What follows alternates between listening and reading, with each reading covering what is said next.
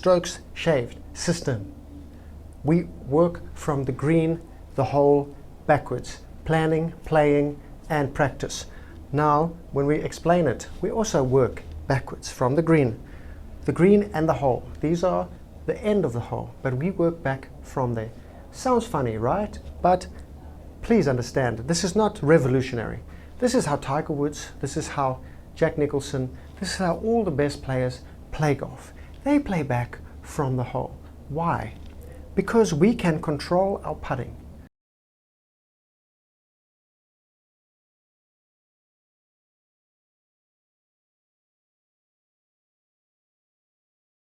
This is the easiest place, the easiest skill of the game to be as good as a professional. Why do I say that? Why do I say that? This is the only area. Why? Because we don't need power, we don't need big muscles, we don't need anything except time on the green. You almost don't even need a perfect technique. You just need to learn how to roll that ball on the line you chose, at the speed you choose, into the cup. That's it. You need to find a way of overcoming 3, 4, and 5 foot putts being difficult for you. Because, let's be honest, how much do you practice putting? I'm waiting. How many hours per week? Is it close to 0? There we go. Now, on the PGA Tour, we have to understand we want to be ambitious, we want to be as good as the pros, but we want to understand the reality. Because a lot of people will comment on my videos and be like, Matt, you need to get better inside from 10 to 15 feet. You need to get better from 15 or more feet. You need to be holding more of those putts. Hello, reality bite. So my thinking is we can all be as good as pros if we practice enough on the greens. We can be good as pros on the greens. I'm not talking about driving or approach play. That's a different story. This is on the greens. We play slower greens. We play less slopey greens than them. Why can't we hold as many putts as them? And we can. But the reality is, inside 3 feet, you need to be making all your putts. You get to miss 1 of 100. How do we do that? How do we do that? I'll tell you later. From 4 feet, you want to make 9 out of 10. 5 feet, 8 out of 10. But this is where the surprising thing happens. A lot of people will watch the PGA Tour that give you dogs, delusions of grandeur syndrome. Because they see the leaders sticking the ball to 10 feet, 15 feet, 20 feet, 7 feet, or they see other people they only show those on the PGA Tour highlights, and they see the guys just jamming them all day. Bam, bam, bam. Like as if they're draining 80% of their 10-footers or like 100% of their 6-footers. It doesn't work like that. Yes, I understand they are playing faster, slopier greens, blah, blah, blah. They do it for a damn living, okay? Because this is the area of the game where you shave the most strokes. Because in this area of the game, if you can get good inside 3, 4, and 5 feet to this level, you will never fear a long putt again. You will never fear a chip again. When you lose the fear of the chip, when you lose the fear of the lag putt, of getting it within a circle or whatever, when you lose that fear because you're confident that you're going to make your 5-footers 8 out of 10 times, 7 out of 10 times, you become next level golfer. You shave so many strokes from your score. It's a joke. How does this fit into the system? The putting is the most important part of the system. Putting and inside wedge range, it's the most important part. How do we attain these numbers? Okay, we need to practice putting, and you want to practice your chipping and your putting, okay, short game overall, at a rate of 2 or 3 to 1 for the long game. For every hour you're on the driving range, you're doing 3 or 2 hours of short game. Okay, players, so when you want to learn how to putt, like I say, you got to learn from about a foot from the cup moving backwards. So, you know, your putt is normally about 3 feet. So what you can do is start off with a ladder drill, or you can start off with a circle drill, and you just start a foot from the cup like this. I'm not even kidding. You have to be good from 1 foot all the way to 6 foot.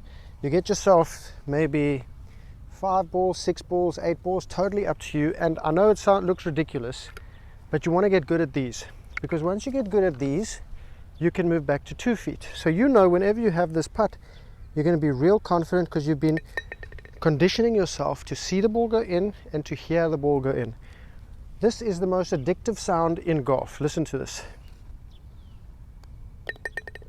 Okay, You wait for the rattle. When you hear the rattle, you condition your mind to hold putts. Now, of course, 1 foot, you should be able to make all of them 100%. Do a few rounds, make sure you can do 100%. Then you want to move back 2 feet. Now remember, your putter is 3 feet. That's a 3-footer. Somewhere around the grip is going to be a 2-footer. So you want to just put that ball about 2 feet all the way around the cup, just practicing. You can put as many balls as you like. You can do 10, you can do 4, you can do 8, you can do 6, as long as you're doing pretty similar distances of 2 feet and 3 feet. So you start 1 foot, you go to 2 feet, and the reason we practice like this is because these are putts you can make. You can actually make the majority of these putts. You don't want to come and practice long putts because you're conditioning your mind to miss putts. When you condition your mind to make putts, enjoy the sound. See, now if I miss that, I have to restart, okay? You have to restart. You have to make them all in a row when you do the circle drill. If you miss it, you have to start again. Now, what I want you to do when you do this is to get into your process.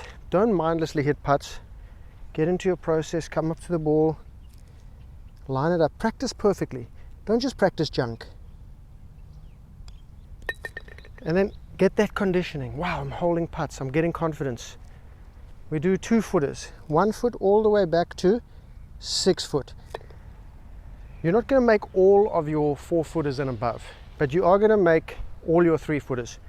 3 foot is only the length of a putter. So when you can make all your 3-footers, move back to 4 feet. You're going to try and make 100% of them. You probably won't, but if you can make all of them in practice, how good are you going to be on the golf course, right? So try your best to make 100% of always. You want to go as far back as 6 feet, okay? 6 feet is 2 putters. Very simple to measure, just like that. And you're at 6 feet. Now, the reason I say 6 foot max is because even the pros are not going to be making more than 7 out of 10 of these, okay? Once you go back to here, you're going to 7 foot, that's like 60%, and 8 foot, they're only making 50% of their 8-footers. So we don't want to go practice something that realistically you can't make more than half. You want to make more than half of your putts realistically. If your limit is 5 foot and you want to just be confident, stick to 5 feet. If the 6-footers make you lose confidence, work on them a bit and don't put too much pressure on yourself. I mean, I don't know the line here, I'm just demonstrating.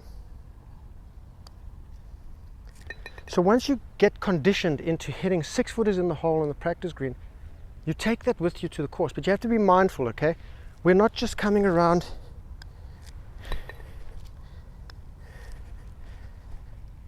like that because you're not concentrating. You want to concentrate, you want to get in your process. When you can get into your process on the practice green, what you're doing is you're cementing the process. When you can start doing 2-footers and 3-footers 100%, you're now at the elite level of putting. That's what you want. And don't tell me it's unrealistic that you can't putt 100% of the balls inside your putter length. I mean, it's not that much space.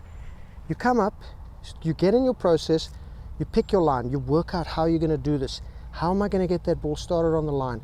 Do I have to be really still? Do I have to look at the hole? Do I have to do anything? Whatever it is you have to do, get the ball started on line and hold the putts. If you're new to it, go to 3 foot. Then the next practice session, maximum 4 foot. Then start pushing to 5 feet. But do it at a pace that you're going to stay confident. I don't want you losing confidence on the putting green. Now, the other option is to do the ladder drill. So the ladder drill is a similar concept, except you go 1 foot, you go 2 feet, you go 3 feet, you go 4 foot, you go 5 foot, up to 6 feet if you want. And you're just going on the same line. Remember, we're just building up the addictive sound of the golf club, of the golf ball hitting the cup. You know? When you hear that sound, you feel confident. Now, as you get further back, you feel a bit of pressure. Then you miss one. Now you've got to restart the ladder again, okay? Because now what happened is I came up on it because I was, didn't want to miss it for you. I wanted to make it all for you. So you use the ladder drill, make all of them. Use the ladder drill, make all of them. Ladder drill, make all of them. That's going to get you just basic concept is to just practice getting the ball in the cup, hearing the sound. Your body will become addicted to it, your mind will become addicted to it. I've shown you the drills you can use. Now, when we talk about pace and line, generally your line you see is going to be according to your pace, so trust it. The thing we can't get wrapped up in is line being perfect, because the perfect line is according to your pace. There's no perfect line on this putt. If I look at this putt, I can hit it real slow and it's going to take more break. I can hit it firmer and it's going to take less break. So I'll show you the different lines. So don't get too preoccupied. Trust your own built-in stimp meter. Let's go wide right, little soft one. Okay, look how wide I put that out, and it just barely makes it, right? So a little firmer and it's in the side door. Now we're not going to go as soft on this one, and we're going to go a little less break. Okay, so I miss on the low side as well, but this is just to illustrate that the same line, do you see that? When different lines had the same result. So let's see if we can hold this one going a bit firmer. So when you go at a pace that's going to be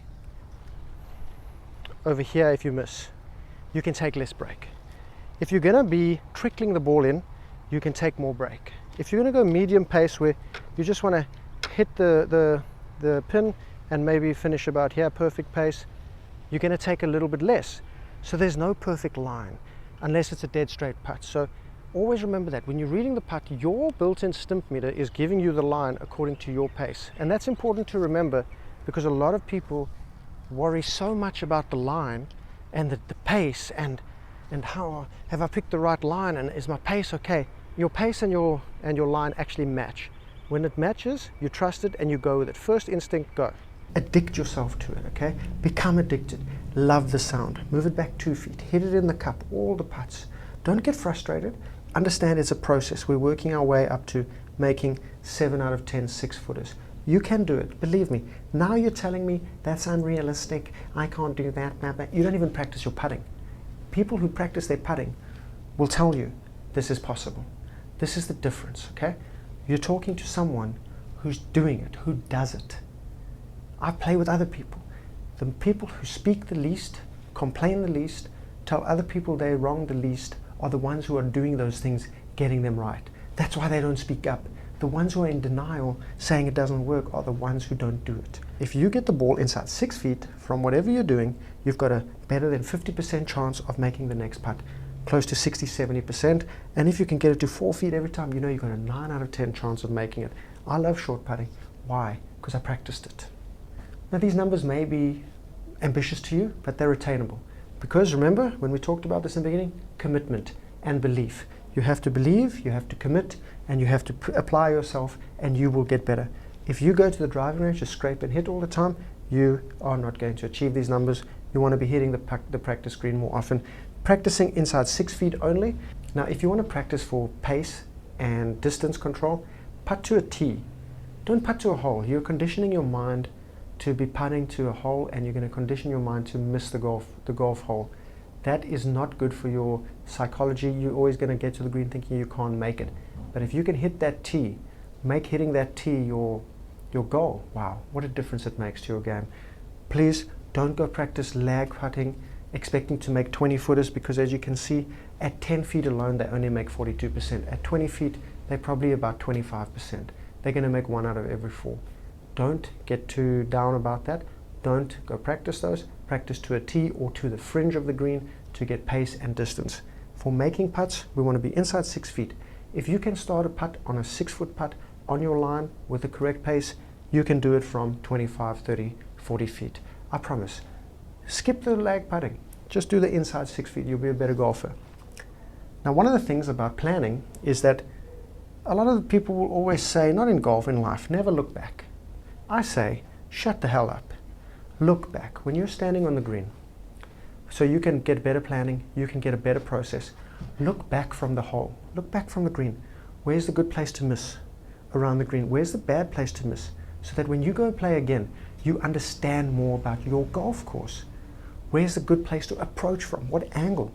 Oh wow, where I came from now really tightens this piece of the green here, makes the green narrower. But if I approach from the right side, it's going to make a wider target. Where's the terrible place? Where's the short side? Where's the bunker that I don't want to be in? Where can I go long? Can I go short? Look back from the hole, look back from the green, and you're going to create better plans as you play. Because that's the perspective you need. No one's ever told you that. A lot of golfers back in the old days now that, you know, they've got professional caddies and things like that, the caddies will walk that course backwards, find the angles, find the lines to hit the ball on. Look back from the green. Another great tip for you to improve your putting players is Bob Rotella's Putting Out of Your Mind. Putting Out of Your Mind. Get that ebook. I don't like reading so much anymore because I don't have time. Get these books, put it in audibles, listen to it whenever you get the chance. Listen to it on the way to the golf course. Listen to Putting Out of Your Mind before you sleep. Listen to Putting Out of Your Mind when you're feeling bored. Forget YouTube, forget all the junk, forget the political propaganda, forget all the medical propaganda. Let's listen to Putting Out of Your Mind every day, every free moment. Stop wasting your life away. Do something productive. I promise that book is going to change your life. It changed mine. You have to believe and you have to commit that you can putt.